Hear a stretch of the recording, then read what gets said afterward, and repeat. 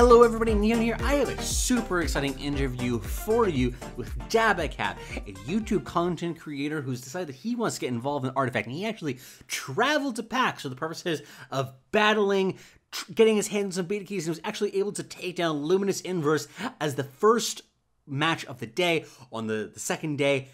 So I was lovely to pick his brains, what he thought of the cards, what he thought of the game, and to get some advice as well for aspiring content creators. You can find all of his information below, links to all of his YouTube channels, and while you're there, you can check out stuff that was on a+space Games, find links to the Secret Shop iTunes feed as well. While you're there, be sure to subscribe, be sure to rate and review. It's a great way to support the cast, even especially for casters just starting out like us. We really appreciate that support. So without any further ado, let's get right into that. Greetings, my friend. Welcome to the Secret Shop. Hello everybody, I am Neon, and I am joined today by Dabacabb, a guest for the podcast, the first one. How are you doing, Dab? I'm doing well. So Dab here is, he has two functions. One is an experienced content creator, YouTuber, but you took the weekend to go to PAX so that you could battle for some valor and some honor at the main stage there, did you not? Yeah, that is true. I flew across the country, bought a hotel room and flights and all that stuff just to try out Artifact, basically. Yeah. You nerds think you're dedicated. This guy flew across, went to PAX. The purpose was, I want to play me some Artifact. So the man means business. Right. Yeah, it's true. Yeah. So we'll back up a little bit first, though. So okay, how about you introduce yourself a little bit for those of you who don't know who you are?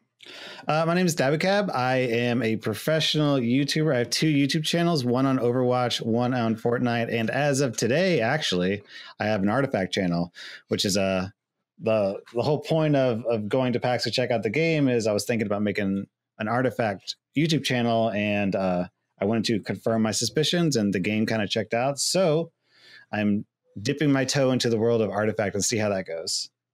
Yeah, and we're really excited to have you. And you've been like working with some of the other creators that I'm working with, and it's lovely to get that experience as well, and bringing those extra names into the community. But even I wanted to go back to, like, it sounds like like Overwatch and Fortnite. These are first person or shooter games ultimately. Do you have much experience in playing card games?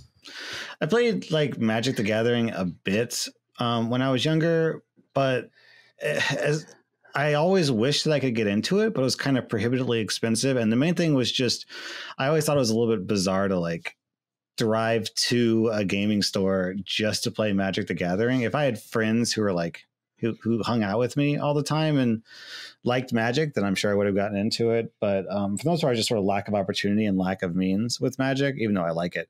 And I also was into Hearthstone, but Hearthstone can be a little bit frustrating. It's pretty. I won't get into it. I don't want to trash on Hearthstone. I am after all, a Blizzard YouTuber. Hearthstone's a great game. It's just it wasn't. It's not for everybody. Is a good way to put it. Yeah, it's not for everybody.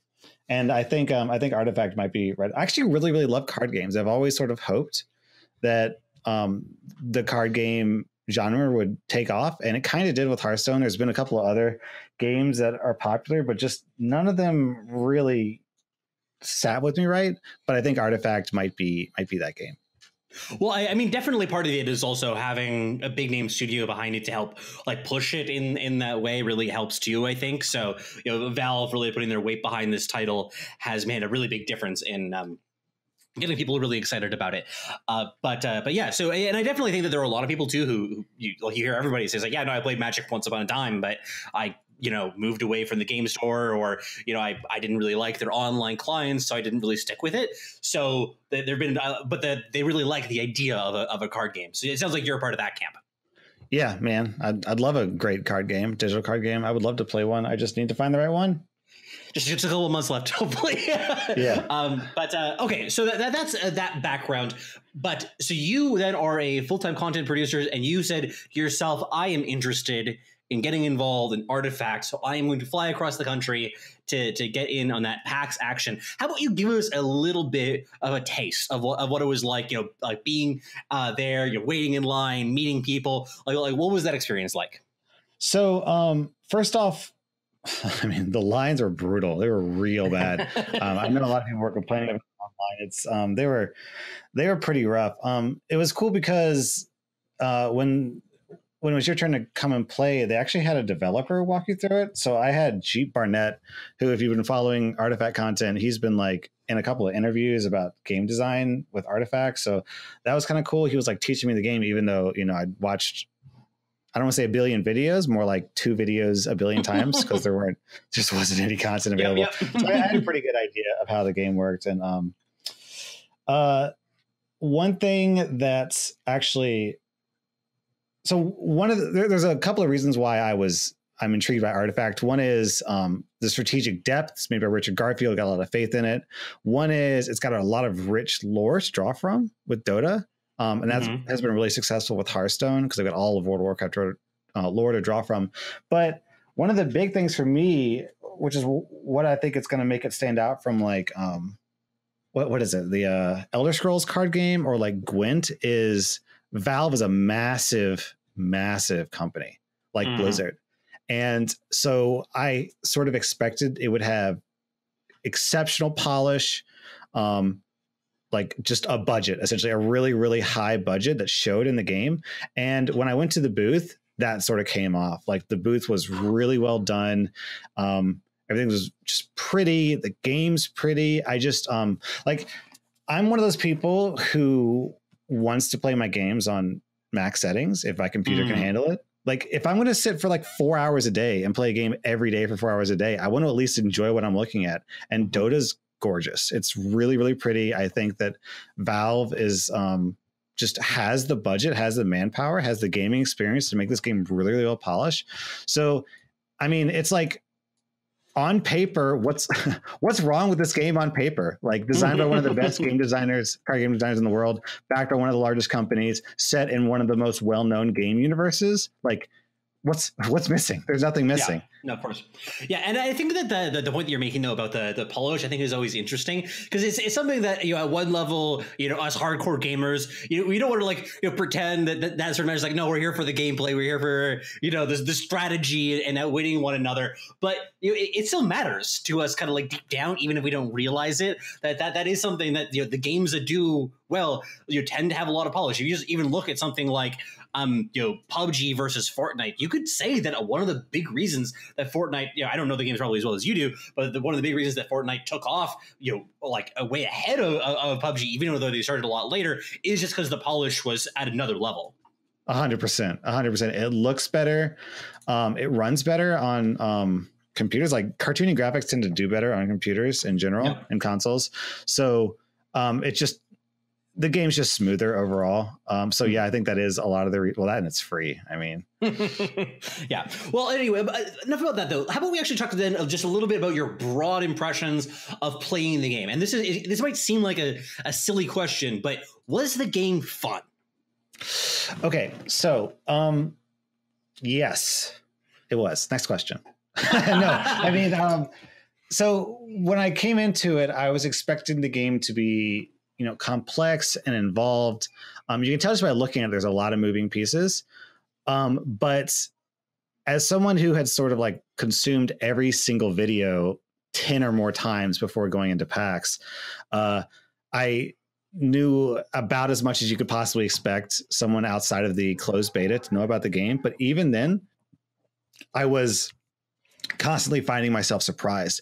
For example, the best example I can think of is Town Portal Scroll. First time I saw Town Portal Scroll, I was like, this card's bad. Why would anyone use this? It's like, because for those of you who don't know, Town Portal Scroll is used on a hero and they go back to the fountain so you can deploy them next turn. But I was like, okay, so that means that you're not going to attack. And I guess it's good because you could heal, but like that just doesn't seem like that good of a card. I didn't really get it. But then I played, and like the first game, like 2 turns into my first game, I got an opportunity to buy the Town Portal Scroll, and already I was like, oh, Town Portal Scroll, this might be good. And I bought it, and it turned out that it's, in my opinion, probably one of the best cards in the game, like top 10 potentially. So I was expecting a lot of depth and complexity, but it sort of surprised me that even with that, it was more complex and more in depth than I thought it would be. Yeah, it is something too that I've found myself watching more of the gameplay that came out of PAX. I am much more being like, oh shit, you could have done it this way. And then that would have, oh, if you saved it here, then it would have worked. And like those sorts of like sequencing, especially, I imagine is one of the things that you probably learned that idea pretty quickly about, initiative and sequencing and how that kind of fits together to deploy your strategy. Was that something that you really noticed and learned about in the course of those games? Well, when I was watching gameplay, it was like it was like someone mentioned one of the gameplays like, oh, this is how initiative works. If you pass first, if you pass before the other player, you get initiative next turn. And that was just sort of like a passing comment in one of the videos. I'm like, okay, that's how initiative works. Then I played, and then I realized initiative is a thing you have to consider like lanes in advance. If you want to do something in lane 3, you actually have to think about it in lane 1, because what you do in lane 1 is going to affect your initiative on lane 2, which is like means, are you going to be able to do the thing that you want to do in lane 2?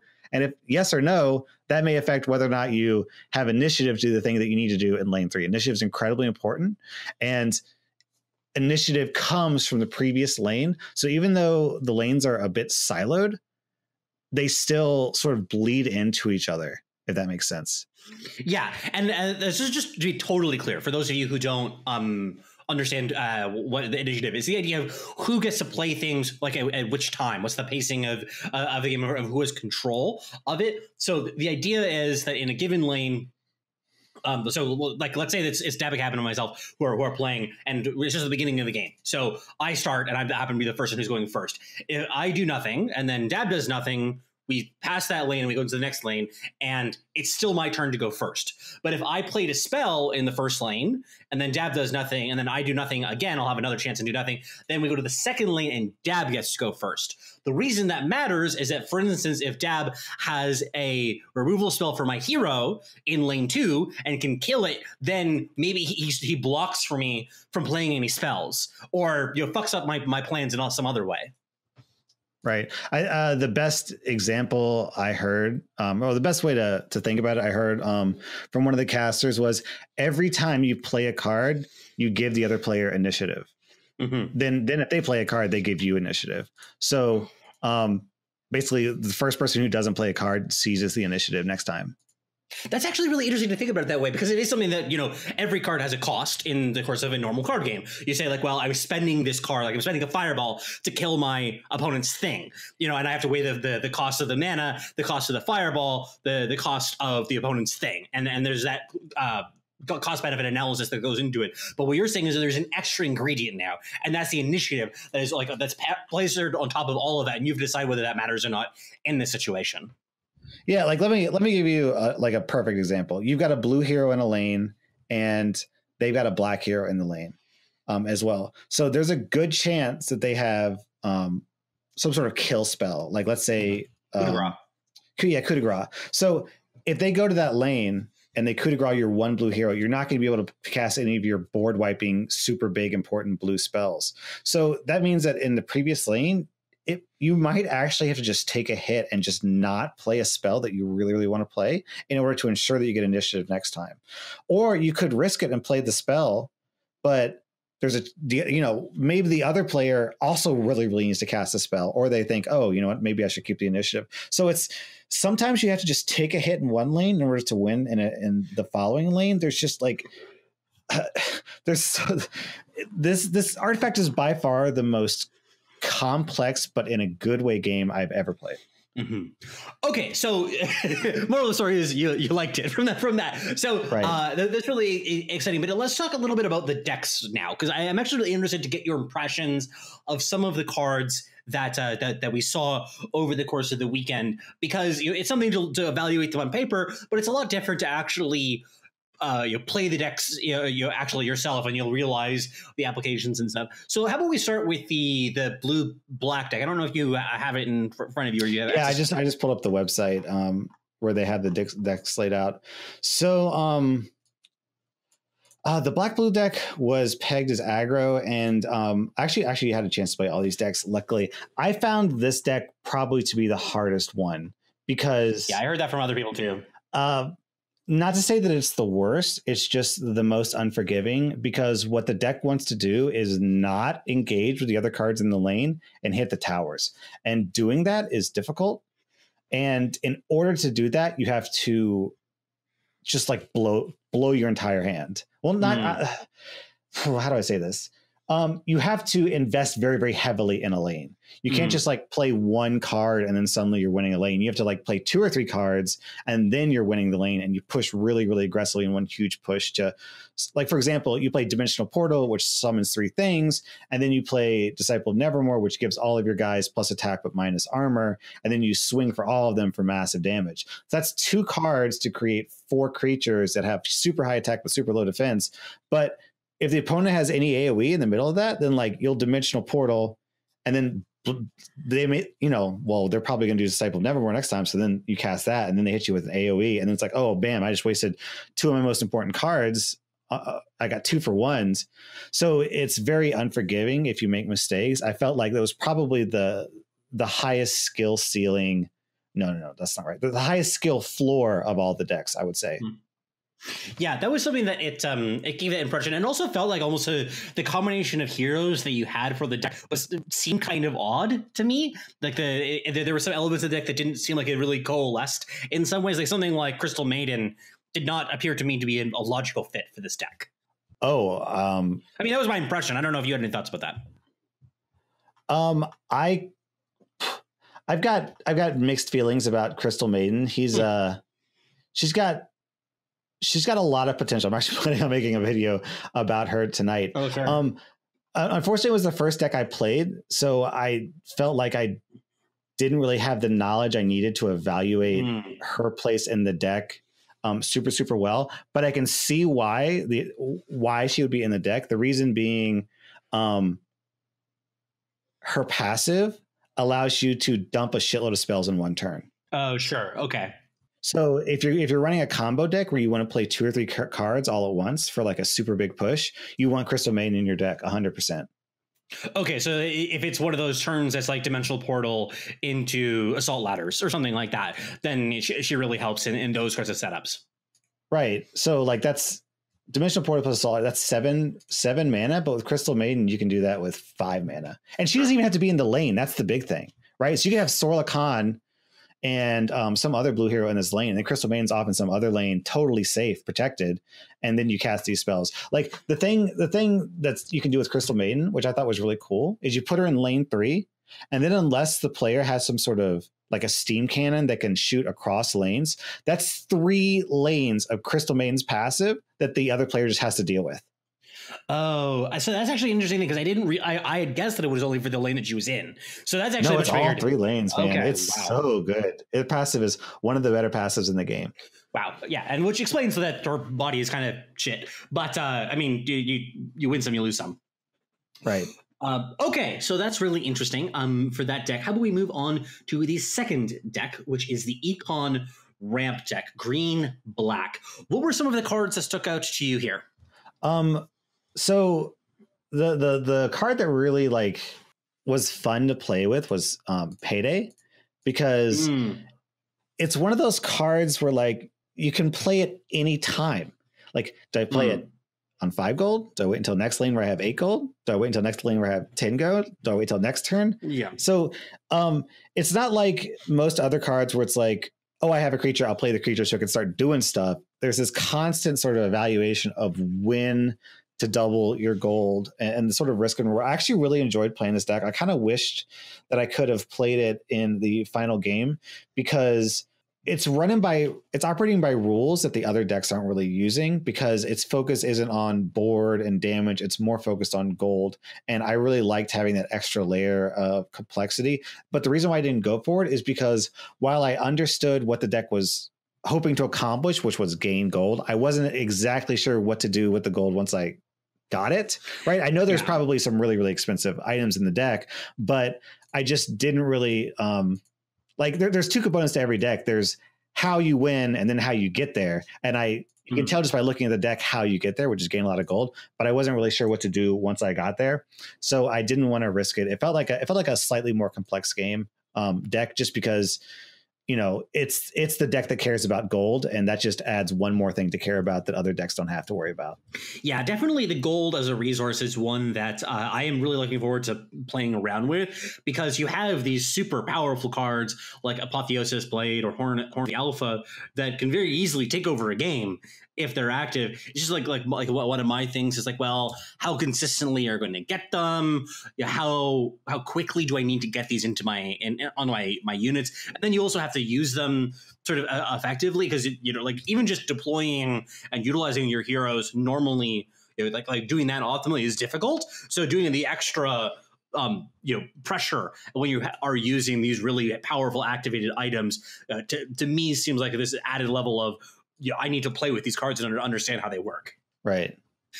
Now, one of the cards that I also saw some people saying was quite powerful was Celemene's Favor. Was that one that you played around with at all in the course of it, or did that not come up in your game? Yeah, I played with and against Celemene's Favor. It's a pretty good card. I mean, the thing about Artifact is you don't... It's not like Hearthstone, where it's pretty common to go the full 9 or 10 rounds to get up to 10 mana and beyond. In Artifact, I found that like average game turn was like, I don't say turn, I should say rounds, maybe like 4 to 6. Sure. So getting up to like 10 mana is pretty rare. So getting any point of mana you can gain was pretty meaningful, because if games are being won by like 7 or 8 mana and you start with 3 mana, so that's only like 5 turns away, and you can accelerate that by 2 turns in one lane, that can have a pretty dramatic effect.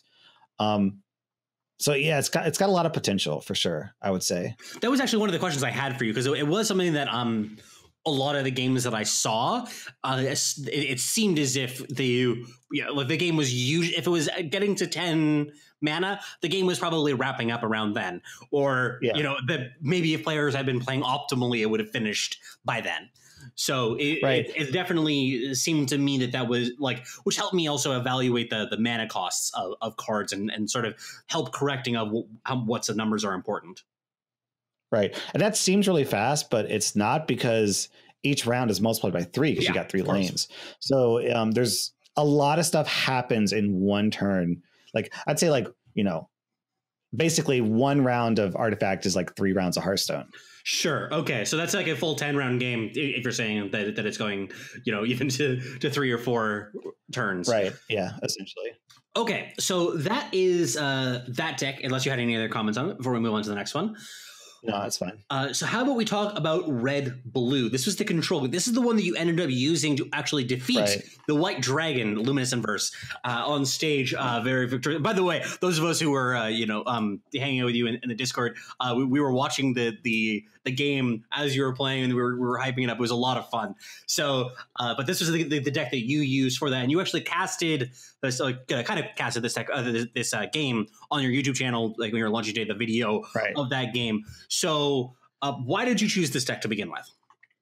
So, I chose blue red not because I felt like it was the strongest deck, but I felt like, based on playing it before and the cards that I saw, I felt like I understood that deck the best. I understood the win condition, which is make it to the late game and cast really, really, really big spells to sweep the board and win. And I understood how to get there, which is use your strong red heroes early game to dominate the battlefield with supporting blue spells to make sure that they survive.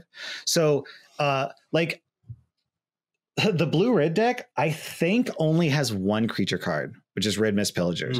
And I might have like a couple of copies of it, but that was like it. I don't think there were any other creature cards in the deck. No. Everything else was just spells. So it was very clear what I was supposed to do, which is like, I've got my heroes and that's it. So I have my heroes. I cast my spells to help keep my heroes alive, to try and shut down the opponents long enough to hit not turn 7, mana 7 or mana 8, so I can start throwing out Thunder God's Wrath and Eclipse and Echo Slam, and that's essentially what I did. It's I successfully managed to hold them off long enough.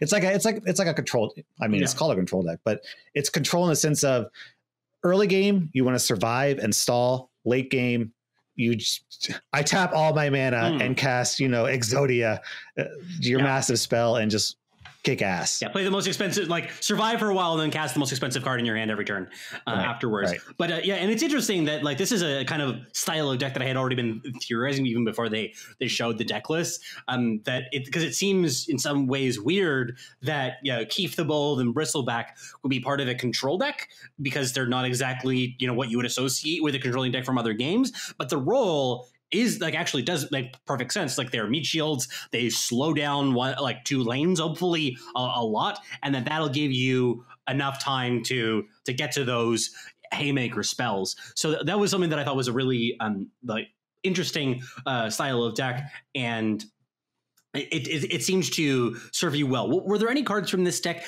that stood out to you as either overperforming or underperforming? Oh geez. No, actually, I having played this deck twice during the day, so not that much more than the other decks, but still slightly more. I actually found that like all of the cards were useful, and none of the cards were like, oh my god, I have to draw this card. It was just sort of like if I had to take cards out of this deck, I honestly don't know what I would do because they all felt like they fit. I might tweak the item deck a little bit, but I mean, like Thunder God's Wrath, for example. Here we go. Thunder God's Wrath deals 4 damage to each hero, is 7 mana, and then we've got Echo Slam, which is also 7 mana, which is deal damage to each enemy in a lane equal to the number of enemies in the lane. So Thunder God's Wrath goes into all lanes. It like spreads out. You invest in one lane in order to benefit in other lanes, whereas Echo Slam invests very, very heavily in a single lane. So those two spells had the same mana cost, but had completely opposite philosophies. Single lane versus multi-lane. But nonetheless, in the first game I played, Thunder God's Wrath won me the game. The second game I played, Echo Slam won me the game, right? So they're both clearly important. So that was actually something that I've been thinking about and looking at some of these blue cards, is it feels like there's just infinite AoE that's available. Like Thunder God's Wrath, Echo Slam, Eclipse, Conflagrate. This is just ones that I'm reading off here. There are more hypothetically due. We know like Annihilation is another one as well. Is this something that you feel like you just kind of want as much as you get access to? Or do you think that maybe there's going to be some decks that sort of max out at the amount of this and it's not necessary to have it all? No, absolutely not. You can't overinvest in AoE because the second you go up against a deck that runs like Thunderhide packs, the Thunderhide pack is be like, I don't care about your AoE, man. Sure. I'm a Thunderhide pack. I got how much? 14, 16 health? Infinite, I was pretty sure. Yeah. Yeah, a shitload. So, I mean, there is a lot of AoE and the AoE is quite strong, but I wouldn't overinvest in AoE. If I had a blue spell that was like, well, that's why you get Eclipse, because Eclipse is like AoE or single target, depending on what you need. Good point. Okay, so that's great for that deck. How about we move on to the last one of the decks? That is the red-green deck. That was the Armored Cleave. It was how it was labeled. What stuck out to you from this deck? I felt like if you were to tell me like, Dabacabb, here are the 4 decks, tweak them and play with them. The other 3 decks, I'd probably struggle with what to pull out and put in. But Armored Cleave, I'd be like, this card, gone. I don't want it. Get it out of my deck. Armored Cleave had a couple of duds. One was Grand Melee. Yeah, that looked really weird. It gives it to all heroes. Why would you want to spend mana to buff someone else? I could see it in an all red deck, right? Mono red. Your heroes are so massive that you can share the cleave with the enemy and it doesn't really matter because like Crystal Maiden cleaves for 2. It's like, I don't care. I max. I cleave for 1,000, So was kind of a weak card. And bizarrely, I found Divine Purpose to be not bad, but way less strong than I thought it'd be. Yeah.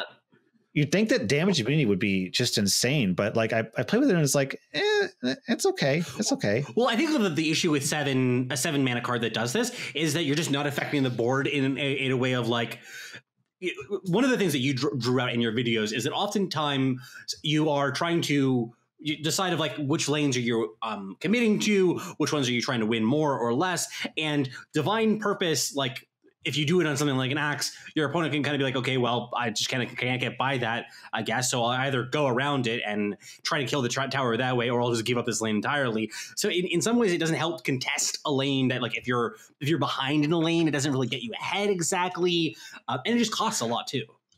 Right. One of the important things to understand about card games is you can play to win or you can play to not lose. Yeah. And if you make plays to not lose, then good job. You didn't lose this turn, but unless you're actually playing to win and make plays that will cause you to win, then all you're doing is delaying the inevitable. So for example, if you've got, let's say Axe in a lane and he's up against five enemies, you're losing that lane.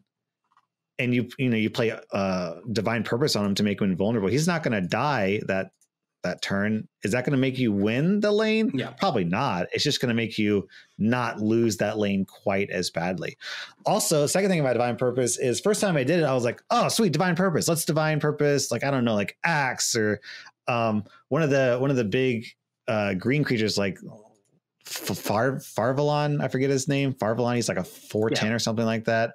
But I actually discovered you kind of want to use it on minions actually, because sometimes heroes tend to be the toughest things in the game, right? So you don't really need to make Axe invincible. He's practically invincible already, right? Exactly, yeah. Secondly, why spend so much mana on making a hero invincible when even if he does die, he just comes back in 2 rounds, which is good because then you get to redeploy him and it gives you flexibility. Yeah, that was the other thing I was going to say. Is that like if they do that too, like let's say that you divine purpose a Axe in a lane, like it's never dying, but that means that you have to find some other way to redeploy him if you want to or you need to.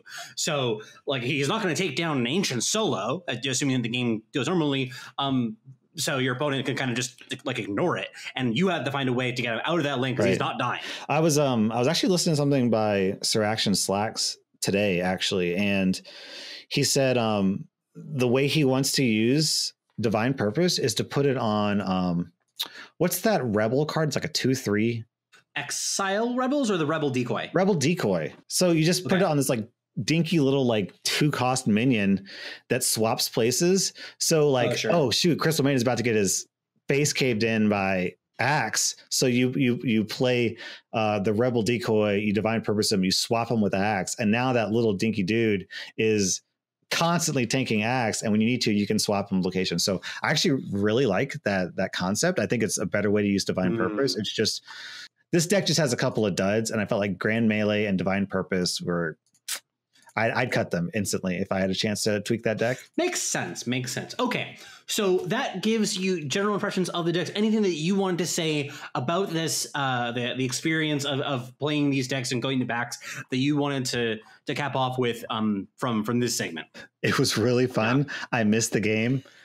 Valve, please give me beta access. Pretty please, Valve. Please, Gavin. Yeah. Please. And actually, the one thing though that I wanted to end with, just as we're getting out the door, you are a successful YouTuber, especially with your Overwatch and Fortnite. Successful YouTuber. Oh my! I mean, I'm a YouTuber. Yeah. Thank you for thinking that I'm successful. Well, I mean, what's your metric for success? We were actually joking on Reddit earlier about 10 million subscribers, and that the key, of course, is to come up with silly feuds. But we're working on that. Right. But what would you say though is like there's a bunch of content creators though who are getting into Artifact, which is really exciting. And I know I love seeing all this stuff. I try to say as much as I can that popping up on the Reddit or wherever. What would you say is your like one piece of advice to them who are getting started? Okay, let's take a step back and approach this the exact same way, but let's assume I'm a professional baseball player. Sure. And you say, Dabacabb, the professional baseball player, what would you say to all the aspiring baseball players out there? What does it take to become a professional baseball player? Now, when you ask that question, the answer is already in your mind, right? It's play baseball. Yeah. Play a lot of baseball. And then when you're done playing baseball, play some more baseball. Just a fuck ton of baseball. Right. It's the exact same thing here. It's not that there's some grand secret to being a YouTuber. It's just the grind, the practice. Like Jacksepticeye, he's a YouTuber I sort of watch now and then. He's a really good YouTuber. If you like go back and watch his early videos, they're bad, man. If you go back and watch my early videos, they're bad. But he got there, you know, up to his like however many, like 10 million subscribers because he made videos and he got better and better and better and better. And the same thing goes for YouTube. Like I'm actually, my other two channels aren't commentary based channels. So I'm starting to make commentary videos and I don't have a lot of experience with this. This is something I've got to learn. And I'm expecting my initial content to be kind of crappy. The video I made yesterday, I smacked the microphone a couple times, which I didn't realize was a problem until I did it. And my lighting is off. So I got to actually move my furniture around a little bit so I can change up my lighting. It's just, you just got to grind it out. That's the only way to get better. Yeah, that's definitely something that like there are a few people who I know follow me who know me from my Eternal stuff for another card game that I really enjoy still. And it's something though that like I spend a lot of time writing articles and doing podcasts. And recently I've sort of transitioned into doing some of the YouTube stuff, which is a lot of fun, but you know, it just takes a lot of time to, you know, build up credibility, build up the experience. And so I think at that point of just trying it out and taking the time to build up that body of work is important. But that'll do it for today. How about you tell people where they can find you and find all of your wonderful content? Well, I would say go to YouTube and just type in Dabacabb, which might do a little bit of sleuthing because, like I said, I've got a couple of channels. So just type in Dabacabb Artifact. That's with 2 B's, Dabacabb. And I'm in there somewhere. I've only got one video. I'm making a video tonight, so I'll have a video tomorrow. And I'm hoping to do daily content, but I've already got 2 channels doing. I work a lot, man. I work a lot. That's the other secret to being a content creator is getting as little sleep as possible. Right. But yeah, I'll of course have links to all of this in the description as well. They can find you on Twitter as well, I believe. Correct? Okay. Well, thank you so much for joining us. It was lovely to have you here. Sure. Yeah. Take care, everybody. Love you lots. Thank you. Thank you for your business.